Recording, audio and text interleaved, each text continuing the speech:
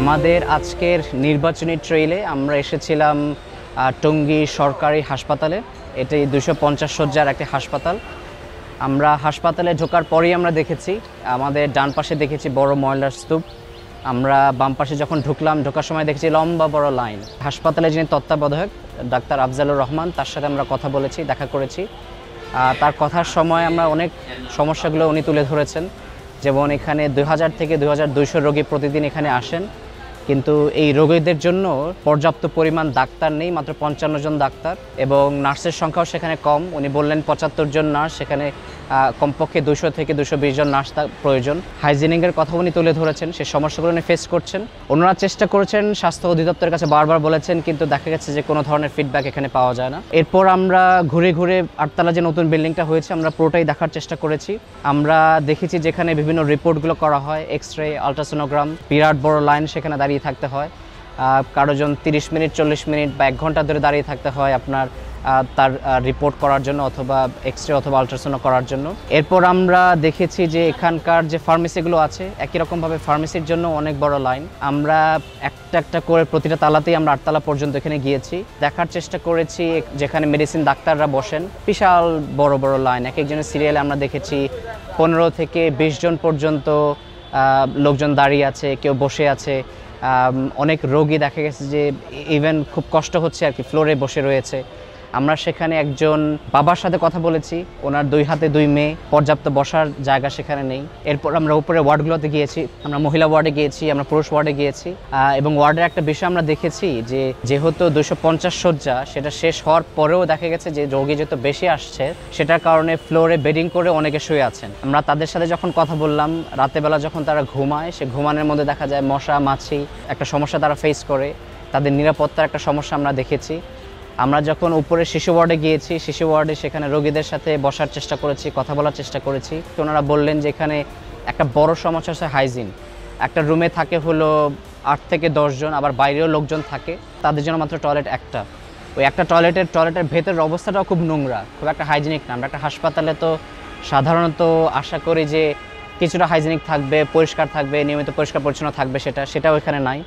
আমরা সেখানে নার্সদের সাথেও কথা বলেছি। আমরা নার্সদের সাথে কথা বলে যেটা আমরা বুঝলাম, তাদের অনেক অভিযোগ এখানে রয়েছে। যেমন একটা ওয়ার্ডে কোনো সময় 70 জন রোগী পর্যন্ত থাকেন, কিন্তু 70 জন রোগীর দেখাশোনা করার জন্য কোনো সময় 2 জন, কোনো সময় 3 জন মাত্র নার্স থাকেন।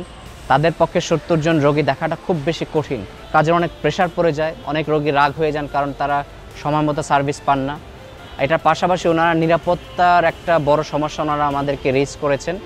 কারণ হচ্ছে যে রাত্রেবেলা অনেক সময় দরজা আটকিয়ে দিলে রোগীর আত্মীয় স্বজনরা রাগারাগি করেন, কেন দরজা আটকিয়ে দেওয়া হচ্ছে। আবার দরজা খোলা রাখলে প্রায় অভিযোগ আসে মোবাইল চুরি হয়ে যায়, অথবা এমনকি অভিযোগ আছে যে শিশু চুরি হয়ে যাওয়ার মতো ঘটনা এখানে ঘটে। তো সেটার কারণে ওনারা নিরাপত্তাহীনতায় ওনারা ভোগেন। এটার পাশাপাশি আমরা যেটা দেখেছি, নিচে যখন নামলাম, আমাদের 8তলা পর্যন্ত যে আবার নিচে নামলাম, দেখলাম যে দালালদের দৌরাত্ম্য অনেক বেশি এখানে। দালালরা ঘোরাঘুরি করেন, যেহেতু ডাক্তার দেখতে সময় নেয়, তারা বলেন যে আমরা আশেপাশের বিভিন্ন কনসালটেন্সি যেই হাসপাতালগুলো রয়েছে সেখানে নিয়ে যায়। ডাক্তার আফজালুর রহমানের কাছে যখন আমরা শুনলাম, উনি এটাও অভিযোগ করেছেন যে যেহেতু এখানে কোনো পুলিশের ফোর্স নাই, 1 জন বা 2 জন কোনো পুলিশ এখানে থাকে না, ওনারা দেখা যায় দালালদেরকে ওনারা কন্ট্রোল করতে পারেন না, সেই ধরনের স্টাফ ওনাদের নাই, সিকিউরিটি না থাকার কারণে সেটা সম্ভব হয় না।